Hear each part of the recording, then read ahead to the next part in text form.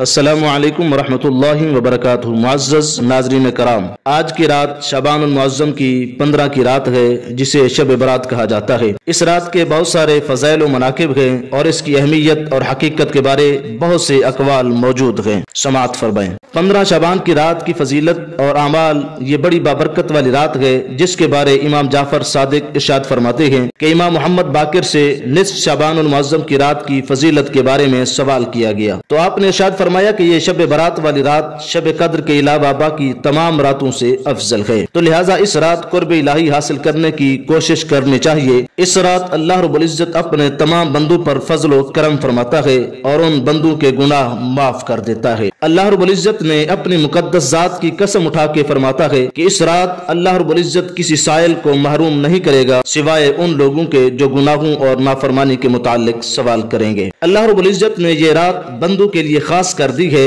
جیسے شب قدر کو نبی اکرم صلی اللہ تعالی علیہ وسلم کے لیے مخصوص فرما دیا ہے۔ بس اس رات میں جتنا زیادہ ہو سکے زیادہ سے زیادہ اللہ رب العزت کی حمد و ثنا کرنی چاہیے اور دعا اور مناجات میں مصروف رہنا چاہیے۔ اس رات کے چند ایک اعمال مزید سماعت فرمائیں۔ اس رات انسان کو غسل کرنا چاہیے کیونکہ اس سے گناہ کم ہو جاتے ہیں، اور شب بیداری کرنی چاہیے کیونکہ امام زین العابدین کا ارشاد گرامی ہے کہ جو شخص اس رات بیدار رہے تو اس کے دل کو اس دن موت نہیں آئے گی جس دن لوگوں کے قلوب مردہ ہو جائیں گے۔ جو شخص یہ چاہتا ہے کہ 1,24,000 انبیاء کرام علیہم السلام کی ارواح اس سے مصافحہ کرے تو وہ بندہ کبھی اس رات یہ زیارت ترک نہ کرے۔ ابو یحییٰ روایت کرتے ہیں کہ میں نے شعبان کی 15 رات کی فضیلت کا ذکر کرتے ہوئے امام جعفر صادق رضی اللہ تعالیٰ عنہ سے پوچھا کہ اس رات کے لیے بہترین دعا کون سی ہے، تو حضرت امام جعفر صادق رضی اللہ تعالیٰ عنہ نے ارشاد فرمایا کہ اس رات نماز عشاء کے بعد 2 رکعت نماز اس طرح پڑھے کہ جس کی پہلی رکعت میں سورہ فاتحہ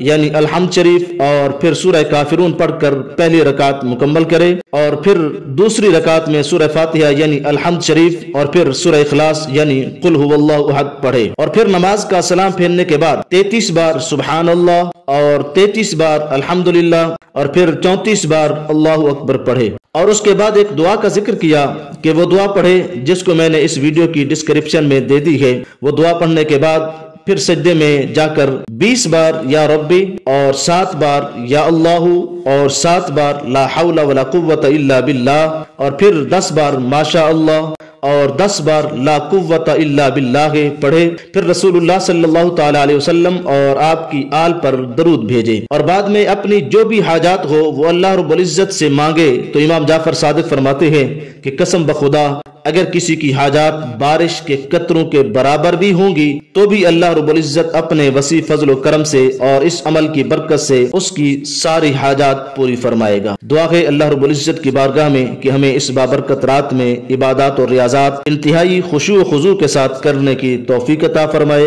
آمین۔ وما توفیقی الا باللہ۔ اگر میری ویڈیو پسند آئی ہے تو میرے چینل DIM4U کو سبسکرائب فرما دیں۔ جزاکم اللہ خیرا کثیرا۔